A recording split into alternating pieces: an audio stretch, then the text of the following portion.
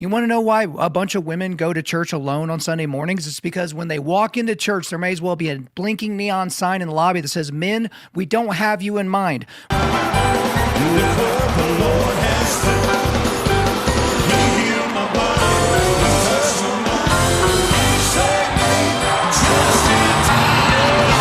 Anybody, Donc, il faut Amérique pas gbede o. but run away from sin. Voici la-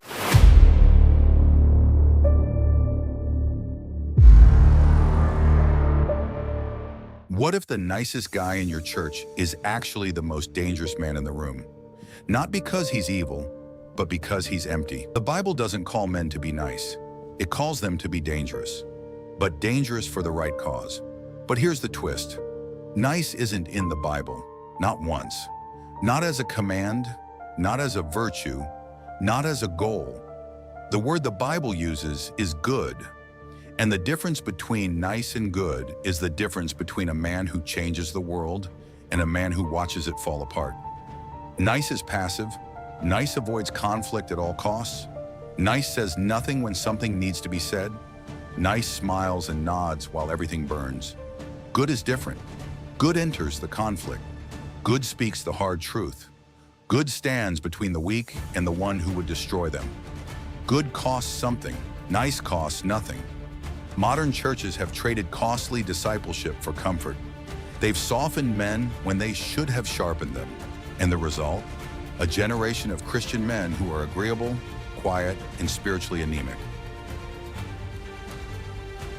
You see it every Sunday. Men who won't lead, men who won't speak up, men who won't fight for anything, because they were taught that fighting itself was the sin. The Bible is full of men who fought, who confronted, who stood alone against entire nations. And every single one of them was called by God, not despite their fire, but because of it. Men like David, Saul, and Samson, who spoke up in defense of families and tribes. But in this modern era, these men would be called toxic and narcissist. You ever wonder when you see older men sitting quietly among family and friends, what he's thinking about? Occasionally, he may have some input, but quickly his wife or children cut him off. This once strong, proud breadwinner reduced to nothing. He lost his voice. It's better to be quiet than try to contribute. This is by no means all men, but there is a certain percentage who worked at a plant, fixed plumbing, and did other difficult jobs to make sure his family is straight. Going viral online of a dozen women being asked the following question: do we need men? Most answered very quickly, no. And only one said she thought women needed a man in their lives, only one. But when men were asked a similar question, do we need women, most of them said yes. So why do you think that is? Because men are useless. I mean, and by the way, I want to differentiate between straight men and gay men, because I think I would die without gay men. Nobody can gossip like gay men. Nobody can help you accessorize like gay men. Nobody can help you keep you from doing harm to yourself like gay men. But they're wrong. Don't let anybody tell you any different. Everyone is important. How dare you spit in Yah's face and say he created something useless? The very man that you said is useless is the doctor or the fireman that may save your life one day. Think about it. Let's continue. The Bible outlines distinct responsibilities for men, framing leadership not as a privilege of power, but as a heavy burden of service, protection, and accountability. 1 Timothy 5:8. Anyone who does not provide for their relatives, and especially for their own household, has denied the faith and is worse than an unbeliever.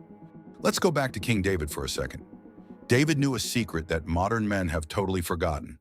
Toughness and tenderness are allies, not enemies. Think about it. The same man who put a rock through Goliath's forehead wrote, "The Lord is my shepherd."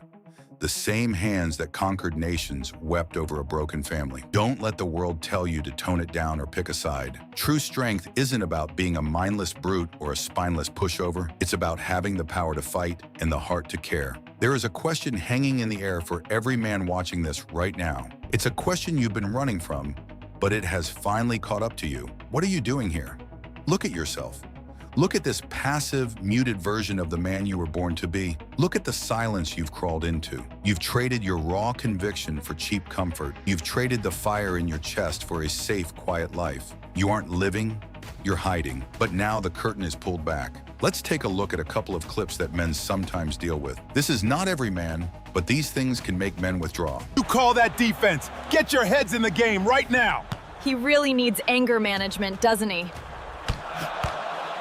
You're finally home. Do you see this mess? The mail hasn't been opened in days and you left your shoes right in the entryway again. I can't keep cleaning up after you. I told you already, I am not in the mood for cooking tonight. The church didn't make you weak by teaching you kindness. It trapped you by pretending kindness and courage are the same thing. They aren't. Think about David. He was kind, sure. But when he faced Goliath, he didn't say, "Let's talk this out."